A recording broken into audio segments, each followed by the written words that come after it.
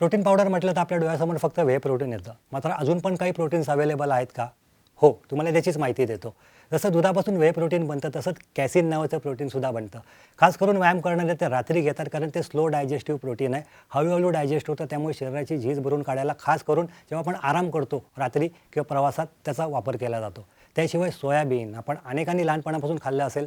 Soya chunks असतील किंवा सोयाचं ते धान्य असेल, त्याच्यातून एक्स्ट्रॅक्ट करून सुद्धा आता पावडर आली आहे. अर्थात ती घ्यायच्या आधी स्वतःला सूट होते का बघा, कारण त्याचे थोडेसे ॲलर्जिक रिॲक्शन येतात असे अनेकांची कंप्लेंट असते.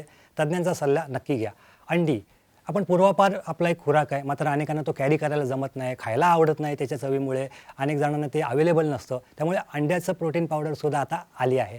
त्यासोबत जी धान्य असतात, कडधान्य ज्याच्यात प्रोटीन असतंच, त्याचे प्रोटीन पावडरसुद्धा मार्केटमध्ये आहे. अर्थात भारतासारख्या देशात त्याचा वापर अजून तेवढा सुरू झाला नाही आहे. तर मित्रांनो, फक्त व्हे प्रोटीन नाही तर खूप सारे प्रोटीन्स मार्केटमध्ये अवेलेबल आहेत.